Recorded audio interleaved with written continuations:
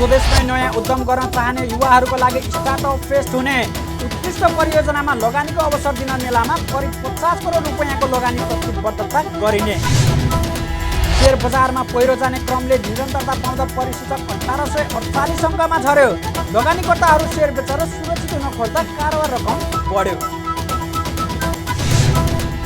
र मूल्यवृद्धिका कारण निम्न आय भएका व्यक्तिहरू चुलो पाल्न नसक्ने अवस्थामा पुगेको भन्दै सांसदहरूद्वारा सरकारको ध्यानाकर्षण।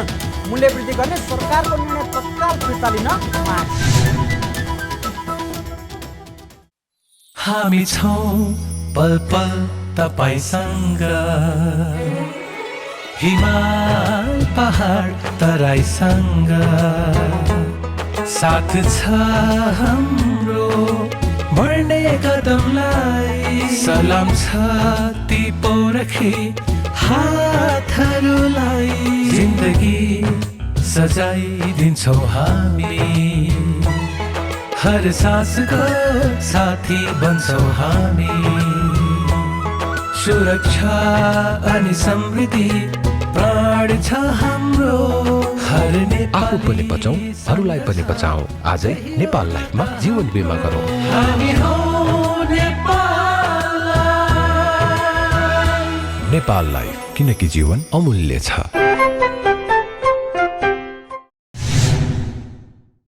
नमस्कार, कारोबार समाचारमा स्वागत छ। अब समाचार विस्तारमा। नेपाल उद्योग परिसङ्घले आउँदो शनिबार काठमाडौँमा नेपाल स्टार्टअप फेस्ट 2022 आयोजना गर्ने भएको छ। परिसङ्घको युवा उद्यमी मञ्चले बिहिबार काठमाडौँमा पत्रकार सम्मेलन आयोजना गरी युवा उद्यमीहरूलाई प्रोत्साहन गर्ने उद्देश्यले आउँदो शनिबार अर्थात् असार 11 गते काठमाडौँको सोल्टी होटलमा स्टार्टअप फेस्ट आयोजना गर्न लागेको जानकारी दिएको हो। राष्ट्रिय योजना आयोग, युवा तथा साना व्यवसाय स्वरोजगार कोष, नेपाल स्थित भारतीय राजदूतावासको समेत सहयोगमा आयोजना हुन लागेको मेलामा छनौट भएका मध्ये 10 वटा प्रस्तावलाई प्रस्तुति गर्ने अवसर दिनेछ भने पुँजी लगानीको अवसर पनि दिने आयोजकले जनाएको छ। यसअघि स्टार्टअपहरूलाई लगानीका लागि आवेदन पेश गर्न जेठ 27 गतेसम्मको समय अवधि दिएकोमा देशभरबाट 300 बढी परियोजना प्रस्ताव आएको थियो, जसमध्ये 10 वटालाई प्रस्तुति गर्ने अवसर दिनुका साथै पुँजी तथा प्राविधिक सहयोग गर्ने तथा लगानीकर्तालाई उत्कृष्ट परियोजनामा लगानीको अवसर दिने आयोजकले बताएका छन्। स्वदेशमै नयाँ उद्यम गर्न चाहने युवाहरूलाई उत्साहित बनाउने विश्वासका साथ आयोजना गर्न लागि मेला मार्फत करिब 50 करोड रुपैयाँ बराबरको लगानी प्रतिबद्धता गरिने पनि आयोजकले जानकारी दिएका छन्। यसको एउटा भनौँ न प्रोडक्ट नै भनेको चाहिँ स्टार्टअप फेस्ट छ, जुन हामी यही शनिबार 25 तारिक सोल्टी होटलमा गर्न आइरहेको छौँ। र यहाँ सबभन्दा ठुलो हाम्रो हाइलाइट भनेकै हामीले अहिलेसम्म 48 करोड लगभग 50 करोडको हामी जुन यो पुँजी आर्थिक यो इन्भेस्टमेन्ट छ त्यो चाहिँ हामीले त्यसको इन्भेस्टमेन्ट पुल चाहिँ हामीले जम्मा गर्न सकेका छौँ, जुन चाहिँ स्टार्टअप्सहरू जो हुनुहुन्छ आउनुहुन्छ उहाँहरूको लागि अभाइलेबल हुन्छ। सो यो हाम्रो पहिलो प्रयास हो। कार्यक्रममा स्वदेशी एवं विदेशी विज्ञहरूबाट स्टार्टअप विषयमा प्रस्तुति हुनुका साथै panel discussion, robotic football, live music concert पनि हुनेछ। यसका साथै 40 बढी स्टार्टअपले आफ्नो वस्तु तथा सेवाको प्रदर्शनी गर्ने पनि जानकारी गराइएको छ। कार्यक्रममा सहभागी हुन 300 रुपैयाँ टिकट दर तोकिएको छ। उद्योग वाणिज्य तथा आपूर्ति मन्त्री दिलेन्द्र प्रसाद बडुले नेपाली उत्पादित वस्तुलाई ई-कमर्सको माध्यमबाट अन्तर्राष्ट्रिय बजारमा पुर्याउने सरकारको लक्ष्य रहेको बताउनु भएको छ। बिहिबार नेपाल घरेलु तथा साना उद्योग महासङ्घले नेपाली उत्पादनको बजारीकरणका लागि भर्चुअल अनलाइन शुभारम्भ कार्यक्रममा बोल्दै उद्योग मन्त्री बडुले यस्तो बताउनु भएको हो। उहाँले राष्ट्रिय उत्पादनलाई गुणस्तरीय बनाएर अन्तर्राष्ट्रिय बजारमा बजारीकरण गर्ने अभियानमा साना तथा मझौला उद्योगको महत्त्वपूर्ण भूमिका रहने विश्वास गर्नुभयो। मन्त्री बडुले निजी क्षेत्रका उत्पादित वस्तु बजारीकरणका लागि सरकार प्रतिबद्ध रहेको पनि बताउनुभयो। उहाँले ठुला र साना तथा मझौला उद्योगको समस्याहरू आर्थिक तथा मौद्रिक नीति मार्फत समाधानका लागि सरकार निजी क्षेत्रसँग सहकार्य गर्ने तयार रहेको पनि बताउनुभयो। अवस्था सेवाको खरिद र बजारीकरणमा पनि उहाँहरूलाई हामी जोड्न चाहन्छौँ। ठुला उद्योगहरूलाई र मझौला उद्योगहरू यसरी जोडिँदा यो सहकार्यले हाम्रो समग्र क्षमता बढ्छ, हाम्रो उद्योगको उत्पादन क्षमता बढ्छ र गुणस्तर बढाउनमा र बजार प्राप्तिमा पनि यसले एउटा सहयोग पुर्याउँछ। समग्र परिस्थितिलाई आज सरकारले अत्यन्त गम्भीरतापूर्वक लिएको छ र खास गरी यो साना घरेलु तथा मझौला उद्योगहरूको विकासका निमित्त सरकार अझ बढी संवेदनशील छ र यसमा सबैको सहकार्य, ठुला साना मझौला उद्योगहरू समेतको सहकार्य खोजिरहेको छ। हाम्रो अहिले पनि नीतिगत रूपमा यसरी हेर्न म आग्रह गर्न चाहन्छु र यसका निमित्त चाहिने केही मौद्रिक नीति, आर्थिक नीति अप्ठ्यारो फुकाउनका निमित्त कहाँ के गर्ने हो, निज क्षेत्रसित हामी बस्न तयार छौँ। कार्यक्रममा नेपाल उद्योग वाणिज्य महासङ्घका अध्यक्ष शेखर गोल्छाले मुलुक अहिले ठूलो आर्थिक सङ्कटमा गुज्रिरहेको बताउनुभयो। उहाँले लामो समयदेखि बजारमा तरलताको अभाव हुँदा व्यापार व्यवसाय मन्दीतर्फ जान लागेको बताउनुभयो। अध्यक्ष गोल्छाले अर्थतन्त्रको ऐनाको रूपमा रहेको शेयर बजार गम्भीर स्थितिमा पुगेको पनि बताउनुभयो। बाह्य कारणले बजारमा 18% बढी मूल्यवृद्धि भएको र आगामी दिन अझ बढ्दै जाने अवस्था रहेको उहाँको भनाइ छ।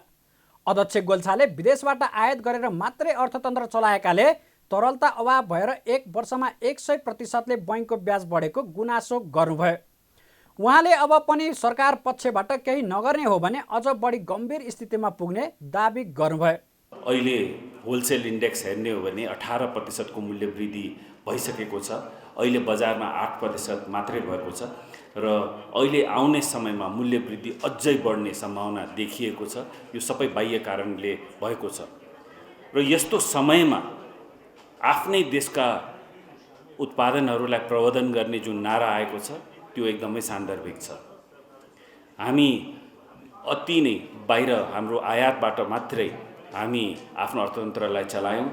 जुन रेमिटेन्सबाट आएको हाम्रो स्रोतहरू छन् त्यसलाई जम्मैलाई हामीले आयातमा मात्रै खर्च गर्यौँ, हामीले उत्पादनमा खर्चै गर्न सकेनौँ र त्यसैले गर्दाखेरि हाम्रो तरलताको समस्या सधैँ भइराख्यो। तरलताको समस्याले गर्दाखेरि ब्याज दर पनि हामी एकदमै एक वर्षमै डबल 100% बढ्ने एउटा अवस्था पनि आयो र अहिले व्यापार व्यवसाय गर्नको लागि कुनै ब्याङ्कले पनि कर्जा दिन छोडिसकेको छ र त्यस्तै गरेर हाम्रो शोधनान्तर स्थिति पनि नकारात्मक भइसकेको छ। हामी एउटा गम्भीर स्थितिमा छौँ र केही न केही हामीले नगर्ने हो भने हामी अझ बढी गम्भीर स्थितिमा पुग्नेछौँ। त्यस्तै नेपाल चेम्बर अफ कमर्सका अध्यक्ष राजेन्द्र मल्लले सरकारको डबल डिजिटमा आर्थिक वृद्धि गर्ने लक्ष्य बैंकको ब्याजदर सिंगल डिजिटमा नभएसम्म सम्भव नभएको बताउनुभयो। उहाँले अहिले सरकारले आर्थिक वृद्धि दर डबल डिजिटमा गर्ने भने पनि बैंकको ब्याजदर पनि डबल डिजिटमा रहेको बताउनुभयो। अध्यक्ष मल्लले नेपाली उत्पादकत्व बढाउनका लागि उद्योगहरूलाई सरकारले नै असहयोग गरिरहेको आरोप पनि लगाउनुभयो। अझै पनि कतिपय कुरा सरकारी पक्षबाट हुने जुन एउटा उत्पादन प्रवर्धनको लागि, व्यवसाय चलायमानको लागि गर्ने कुराहरू हामी सरकारी नीतितर्फबाट पनि कतिपय कुरामा हामी चाहिँ सहयोग नभएको अवस्था छ। ब्याङ्कमा जुन एउटा चाहिँ यो ब्याज दरको कुरालाई कसरी हामीले चाहिँ सक्दो मिनिमाइज गर्न सकिन्छ, सरकारको ढोको छ कि चाहिँ यो डबल डिजिटको आर्थिक वृद्धि गर्ने भन्ने एउटा चाहिँ जनताको पनि सरकारको पनि छ। तर जबसम्म यो ब्याङ्क ब्याजको दर डबल डिजिट हुन्छ हाम्रो डबल डिजिटको ग्रोथ हुन सक्दैन। डबल डिजिटको ग्रोथ आर्थिक वृद्धिको लागि सिंगल डिजिटको चाहिँ ब्याज दरमा झार्नुपर्छ भन्ने कुरा म राख्न चाहन्छु। अध्यक्ष मल्लले सरकारको बजेटभन्दा बढी व्यापार घाटा रहेकाले उत्पादन बढाएर निर्यातमा जोड नदिए मुलुक आर्थिक सङ्कटमा पुग्ने पनि बताउनुभयो। शहरी विकास मन्त्री रामकुमारी झाँक्रीले सहरको फोहोरको समस्या झनै विकराल बन्दै गएको बताउनु भएको छ। बिहिबार काठमाडौँमा टुकुचा खोलाको फोहोर पानी प्रशोधन केन्द्र शिलान्यास गर्दै मन्त्री झाँक्रीले सहरको फोहोरको समस्या एकजना गरिबको समस्यालाई निवारण गर्ने भन्दा पनि ठुलो रहेको बताउनु भएको हो। उहाँले सहरमा फोहोरको समस्या विकराल रहेको भन्दै यसलाई बेलैमा हल गर्नुपर्ने बताउनुभयो। मन्त्री झाँक्रीले फोहोर गर्नेसँगै रकम उठाएर फोहोरको काम गर्न नसके पुस्तौँसम्म ऋणको भारी बोकिरहनु पर्ने बताउनुभयो। उहाँले फोहोर घरबाट चोक र खोलामा लगेर थुपार्ने परिपाटी बन्दै गएको भन्दै यसलाई बेलैमा व्यवस्थापन गर्न आवश्यक रहेको पनि बताउनुभयो। मन्त्री झाँक्रीले शौचालयको फोहोर ढलमा र ढल खोलामा लगेर मिसाउने गरेको भन्दै यस किसिमको नीति नियमको बाटो सुल्टो नभएको बताउनुभयो। फोहोर र ढलका समस्यालाई समाधान गर्न ऋण लिएर भए पनि समाधान केन्द्र बनाउनु पर्ने उहाँको जोड छ। काठमाडौँमा बस्ने मान्छेहरूले फोहोर गर्छौँ। अहिले बन्सरी डाँडामा अर्बौँको ट्रिटमेन्ट एउटा सेनिटरी ल्यान्डफिल साइट बनाएका छौँ, त्यहाँ लगेर फोहोर फालेका छौँ। त्योसँग निस्किने सामाजिक मुद्दा सम्बोधन गर्नुपर्छ। हामीले टोइलेटहरू ढलमा मिसाएछौँ, ढलहरू खोलामा लगेर मिसाएछौँ। त्यसको ट्रिटमेन्ट गर्न फेरि त्यत्तिकै सङ्ख्यामा ऋण ल्याउनुपर्छ र त्यसको ट्रिटमेन्ट प्लान बनाउनुपर्छ। र हामी सुल्टो बाटो हिँडेको होइन यो, तर पनि यो हाम्रो बाध्यता हो। त्यसो भए यसलाई यो परियोजना एडिबीको ऋण सहयोगमा हामीले गर्दै गर्दा योभन्दा पछाडिका आयोजनाका बारेमा हामीले जसले फोहोर गर्छ उसैसँग पैसा उठाएर काम गर्नुपर्छ भन्ने कुरा हामीले स्थापित गर्न सकेनौँ भने पुस्तौँ पुस्तासम्म ऋणको भारी हामीले अर्को पुस्तालाई हस्तान्तरण गर्छौँ भन्ने कुरा सत्य हो। प्रशोधन केन्द्रमा निस्किएको स्लजलाई प्रशोधन गरी बायोग्यास उत्सर्जन गर्ने गरी योजना रहेको छ। यसबाट 1,45,000 मानिस लाभान्वित हुने सरकारले विश्वास गरेको छ। यस परियोजना अन्तर्गत घाटहरूको मर्मत सम्भार र पुनर्स्थापना गर्ने कार्ययोजना समेत रहेको जनाइएको छ। प्रधानमन्त्री शेरबहादुर देउवाले नेपाल प्रज्ञा प्रतिष्ठानलाई आर्थिक सहयोग गर्ने प्रतिबद्धता जनाउनु भएको छ।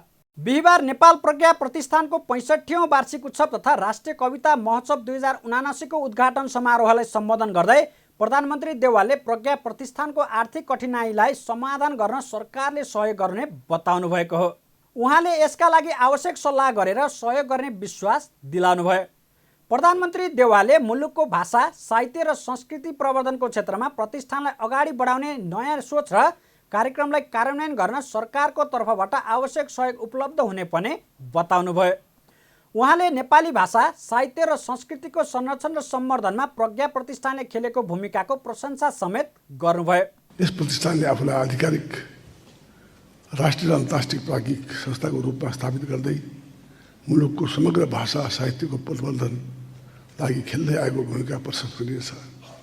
आगामी दिनमा संस्थाको गतिविधिलाई अझ घनीभूत रूपमा अघि बढाउँदै नेपालको सबै समुदायको भाषा, साहित्य, संस्कृति, दर्शनको प्रवर्धन क्षेत्रमा यस प्रतिष्ठानले थप योगदान पुर्याउने जानेछ भन्ने विश्वास लिएको छु। कार्यक्रमलाई संस्कृति, पर्यटन तथा नागरिक उड्डयन मन्त्री प्रेमबहादुर आलेले आगामी आर्थिक वर्षको लागि प्रज्ञा प्रतिष्ठानको बजेट घटाएर पठाएको प्रति प्रधानमन्त्रीको ध्यानाकर्षण गराउनु भएको छ। प्रज्ञा प्रतिष्ठानको संरक्षक समेत रहनुभएका उहाँले प्रज्ञा प्रतिष्ठानको थुप्रै साहित्यिक कामहरू र रचनाहरू प्रकाशित गर्ने गरेको उल्लेख गर्दै थप कृति र रचनाको प्रकाशन गर्नका निम्ति बजेटको माग गर्नुभयो। सम्माननीय प्रधानमन्त्रीज्यू, साहित्य र संस्कृतिसँग जोडिएको विभिन्न प्रतिष्ठानलाई बजेटमा गत वर्ष तुलना यसपालिको बजेट उपेक्षा गरिएको छ। यसै प्रज्ञा प्रतिष्ठानले थुप्रै साहित्यिक कामहरू र रचनाहरू प्रकाशित गरिएको छ। तथापि बजेटको सिलिङमा अर्थ मन्त्रालयले घटाएर पठाएको छ। थप कृति र रचनाको प्रकाशनको निमित्त थप बजेट आवश्यक रहेको कुरा सम्माननीय प्रधानमन्त्रीज्यूलाई म जानकारी गराउन चाहन्छु। मन्त्री आलेले पनि प्रज्ञा प्रतिष्ठानले नेपाली कला, साहित्य र संस्कृतिको क्षेत्रमा गरेको कामहरूको प्रशंसा गर्नुभयो। सत्तारूढ प्रमुख घटक नेकपा माओवादी केन्द्रका अध्यक्ष पुष्पकमल दाहालले अमेरिकी state partnership program SPP KP Oli नेतृत्वको तत्कालीन सरकारले नै स्वीकृति गर्ने काम गरेको दावी गर्नुभएको छ। पूर्व प्रधानमन्त्री समेत रहनुभएका अध्यक्ष दाहालले सन् 2015 मा केपी ओली प्रधानमन्त्री र रक्षा मन्त्री भएको बेला सो प्रोग्राम अघि बढेको र 2019 सालमा ओली नेतृत्वको सरकारले नै सहमति गरेको पत्र भेटिएको भन्दै ओली नै जिम्मेवार देखिएको बताउनु भएको हो। बिहिबार पार्टीबाट ललितपुर जिल्लाको स्थानीय तहमा निर्वाचित जनप्रतिनिधिहरूको सम्मान तथा प्रशिक्षण कार्यक्रममा बोल्दै उहाँले सो राष्ट्रघाती प्रोग्राम ओली नेतृत्वको तत्कालीन सरकारले नै अघि बढाएको पत्र आफूले भेटेको जिकिर समेत गर्नुभयो। तर ओली गुटले सत्तारूढ गठबन्धनले सो प्रोग्राम अघि बढाएर जसरी प्रचार गरेर झुट र बेइमानी गरेको उहाँको आरोप थियो। अध्यक्ष दाहालले तत्कालीन प्रधान सेनापति राजेन्द्र छेत्रीले अमेरिकी दूतावासलाई पठाएको सो सम्बन्धी पत्रमा रक्षा मन्त्रीको निर्देशन अनुसार भन्ने उल्लेख गरिएबाट पनि सो पत्रमा तत्कालीन प्रधानमन्त्री एवं रक्षा मन्त्री ओली संलग्न भएको पुष्टि हुने तर्क समेत गर्नुभयो। केपी ओलीले नै त्यो राष्ट्रघात गरेको हो, एसपीपी बारे सहमति उसकै पालामा भएको हो, तर अहिले मानव उसले गरेको होइन, यो गठबन्धनले गरेको जस्तो गरी झुटो प्रचार गरिएको छ। म चुनौती दिन्छु भनेर मैले बोले, तपाईँहरूले सुन्नुभयो होला।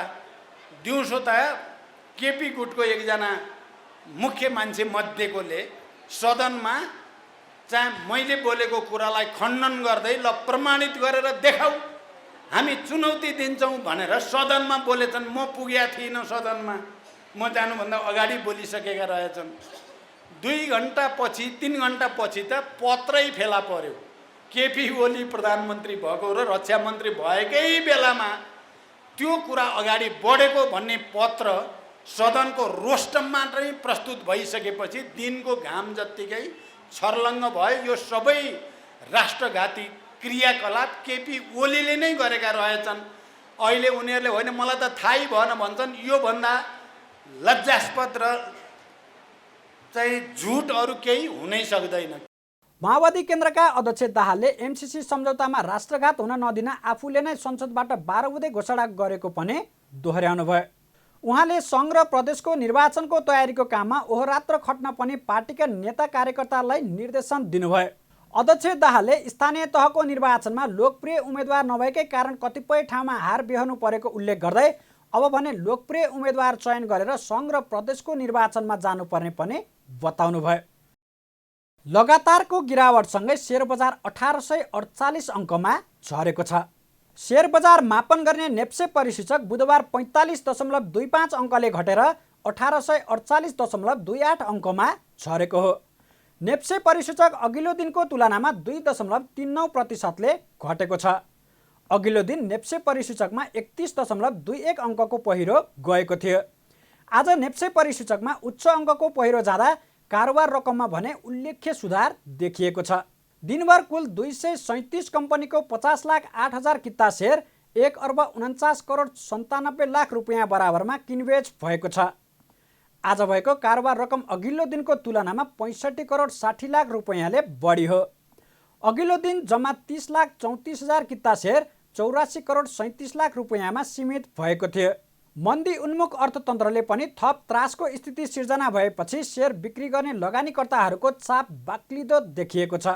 आज कुमारी बैङ्कको सबैभन्दा धेरै सेयर कारोबार भएको छ। बैङ्कको 4,88,195 किता सेयर 9,53,12,000 रुपियाँ बराबरमा किनबेच भएको छ। यस्तै दोस्रोमा लक्ष्मी बैङ्कको 3,22,268 किता सेयर 6,36,85,000 बराबरमा किनबेच भएको छ। बजारमा उच्च अङ्कले घट्दा शिवश्री हाइड्रो र लिबर्टी इनर्जीको लगानीकर्ताले झन्डै 10% को हाराहारीमा गुमाएका छन् भने आँधीखोला लघुवित्त र सिवाइसी नेपाल लघुवित्तका लगानीकर्ताले करिब 10%ले कमाएका छन्। बिमा समितिले समयमै लेखा परीक्षण प्रतिवेदन नबुझाउने झन्डै 2 दर्जन बिमा कम्पनीलाई कारबाहीको प्रक्रिया अगाडि बढाएको छ। समितिले समयमै लेखा परीक्षण प्रतिवेदन नबुझाउने 22वटा बिमा कम्पनीलाई कारबाही प्रक्रिया अगाडि बढाएको हो। कारबाहीमा पर्नेमा जीवन, निर्जीवन र पुनर्बिमा कम्पनीहरू रहेका छन्, जसमध्येमा अधिकांश जीवन बिमा कम्पनीहरू रहेका छन्। समितिले लेखा परीक्षण प्रतिवेदन नबुझाउने 10वटालाई 10,000 रुपियाँ र 12वटालाई 10,500 रुपियाँ बराबरको नगद जरिवाना गराएको छ। समितिले पटक पटक निर्देशन दिँदा पनि अटेर गर्ने 12वटा कम्पनीलाई भने थप 500 रुपियाँ जरिवाना गरिएको समितिले जानकारी दिएको छ। अघिल्लो वर्ष सोही कारणले 10,000 रुपियाँ जरिवाना गरिएका कम्पनीहरूले आर्थिक वर्ष 2077-78 समेत पुनः उल्लङ्घन गरेकाले थप 500 रुपियाँ जरिवाना गरिएको हो।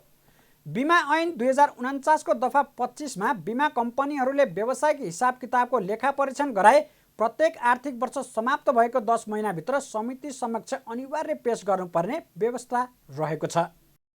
सांसदहरूले मूल्यवृद्धिका कारण श्रमिक तथा निम्न आय भएका व्यक्तिहरूले चुलो बाल्न नसक्ने अवस्था आएको भन्दै सरकारको पुनः ध्यानाकर्षण गराएका छन्। बिहिबार बसेको प्रतिनिधि सभाको बैठकको शून्य समयमा बोल्ने अधिकांश सांसदहरूले पेट्रोलियम पदार्थमा भएको मूल्यवृद्धिका कारण श्रमिक तथा निम्न आय भएका व्यक्तिहरूले चुलो बाल्न नसक्ने अवस्था आएको भन्दै छिटोभन्दा छिटो मूल्य घटाउन सरकारको ध्यानाकर्षण गराएका हुन्। सांसदहरूले मूल्य वृद्धि गर्ने सरकारको निर्णय फिर्ता हुनुपर्ने माग पनि गरेका छन्। यस्तै सांसदहरूले नागरिकता विधेयक र सङ्घीय निजामती ऐन छिटो ल्याउन सरकारको ध्यानाकर्षण समेत गराएका छन्। उनीहरूले सरकारले सङ्घीय निजामती विधेयक फिर्ता गरेर सङ्घीयताको मर्म र प्रशासनलाई तहसनहस बनाएको आरोप पनि लगाएका छन्। पेट्रोलियम पदार्थको बढ्दो मूल्यको कारण चाहिँ बढ्दो महँगीले चाहिँ जनताको ढाड मात्र नसेकिएर ढाड भाँचिएको स्थितिलाई चाहिँ ध्यानमा राख्दै र श्रमिक र निम्न आय भएका वर्गहरूको चुलोमा चाहिँ चुलो नबल्ने स्थितिलाई ध्यानमा राख्दै पेट्रोलियम पदार्थको मूल्य छिटोभन्दा छिटो कम गर्दै घटाउँदै वातावरण जनजीवनलाई चाहिँ सहज बनाउन सभामुख मार्फत सम्बन्धित मन्त्रालयको ध्यान आकर्षण गर्नु। इन्धन लगायत वस्तुहरूमा मूल्य वृद्धि भएर सर्वसाधारणको दैनिक जीवनमा हातमुख जोड्न धौधौ भएको छ। रुस र युक्रेनको युद्ध देखाएर जनतालाई अन्याय गर्न पाइँदैन।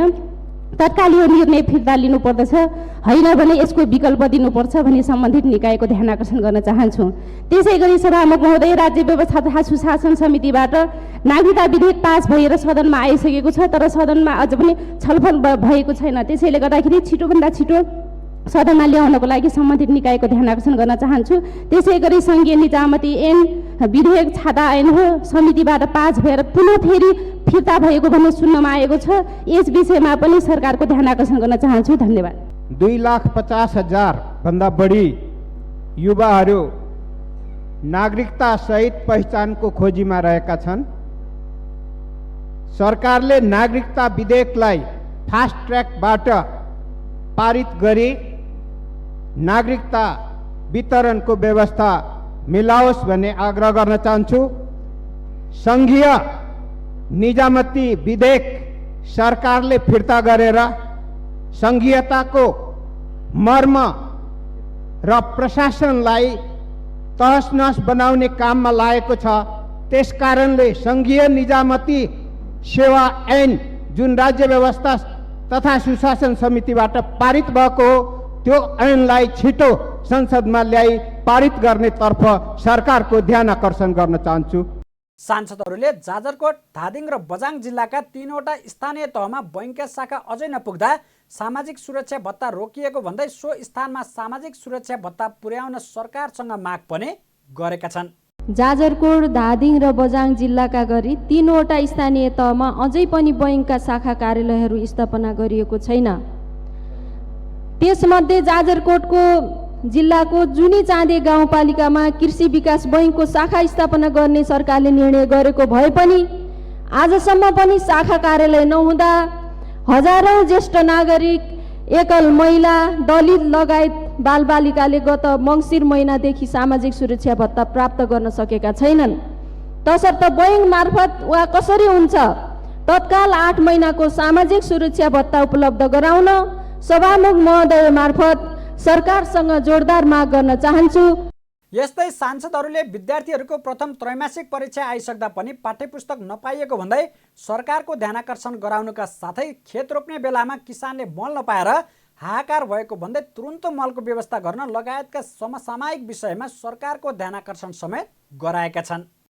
संयुक्त ट्रेड युनियन सञ्जालले तत्काल सङ्घीय निजामती सेवा ऐन जारी नगरे आन्दोलन गर्ने चेतावनी दिएको छ।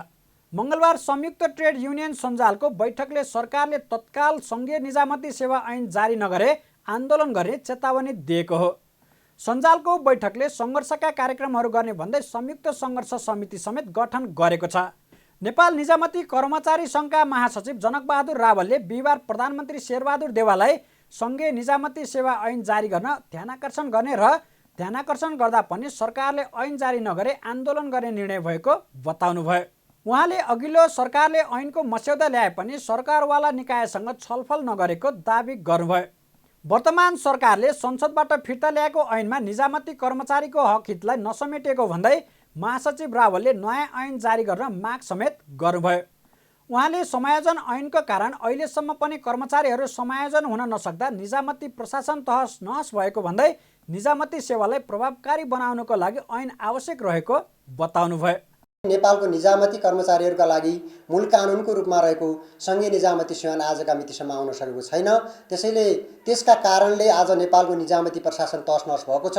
सार्वजनिक प्रशासन नै अस्तव्यस्त भएको अवस्थामा अहिले खास गरी पछिल्लो अवस्थामा राष्ट्रिय स्तरका सबै ट्रेड युनियनहरू चाहिँ अहिले अब जसरी पनि सङ्घीय निजामती सेवा प्राप्त गर्नुपर्छ र मुलुकको निजामती प्रशासनलाई व्यवस्थित गर्न राष्ट्रिय स्तरका ट्रेड युनियनले नेतृत्वदायी भूमिका निर्वाह गर्नुपर्छ भन्ने आवश्यकता महसुस गरेर हिजो मात्रै हामीले राष्ट्रिय स्तरका ट्रेड युनियनको संयुक्त बैठक सम्पन्न गरेका छौँ। पहिलो संयुक्त बैठक सम्पन्न गरेका छौँ र आज सबै ट्रेड युनियनको संयुक्त धारणासहित हामीले प्रेस विज्ञप्ति जारी गरेका छौँ।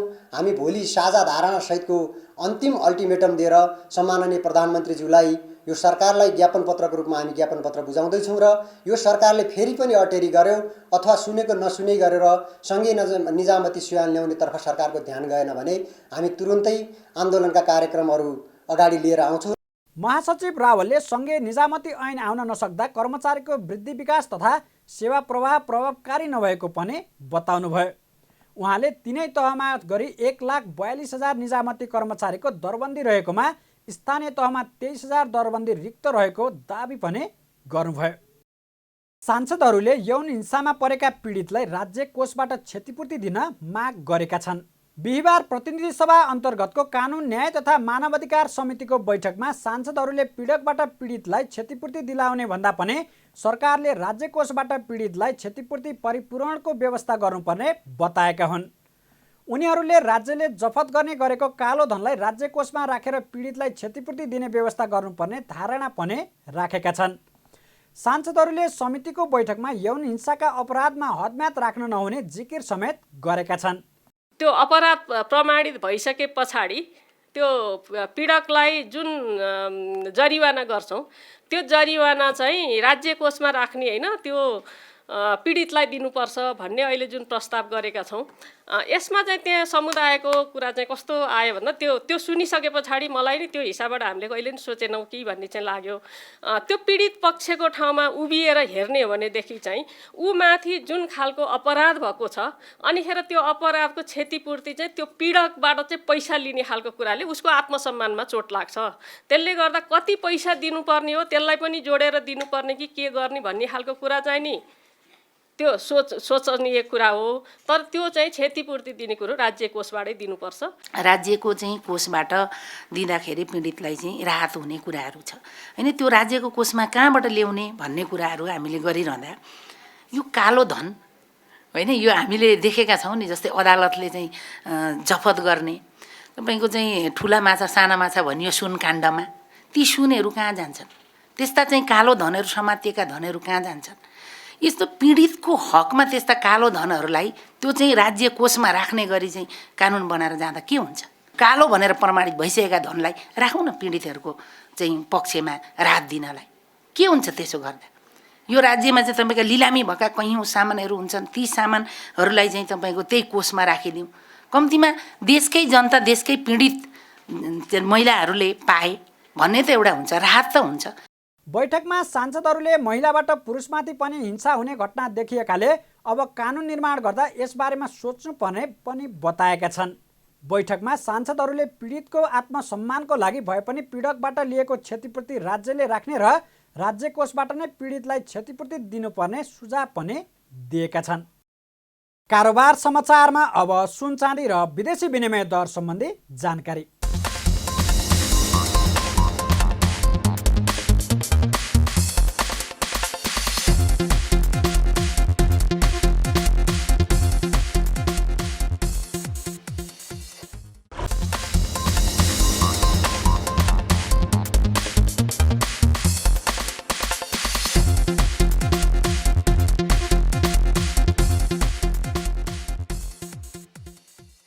बिदा हुनुअघि अहिलेसम्मका प्रमुख समाचार फेरि एकपटक। स्वदेशमै नयाँ उद्यम गर्न चाहने युवाहरूको लागि स्टार्टअप फेस्ट हुने, उत्कृष्ट परियोजनामा लगानीको अवसर दिन मेलामा करिब 50 करोड रुपैयाँको लगानी प्रतिबद्धता गरिने। शेयर बजारमा पहिरो जाने क्रमले निरन्तरता पाउँदा परिसूचक 1848 अङ्कमा झर्यो। लगानीकर्ताहरू शेयर बेचेर सुरक्षित हुन खोज्दा कारोबार रकम बढ्यो। र मूल्यवृद्धिका कारण निम्न आय भएका व्यक्तिहरू चुलो पाल्न नसक्ने अवस्थामा पुगेको भन्दै सांसदहरूद्वारा सरकारको ध्यानाकर्षण। मूल्यवृद्धि गर्ने सरकारको निर्णय तत्काल फिर्ता लिन माग। कारोबार समाचार सकियो। हामीलाई बिदा दिनुहोस्।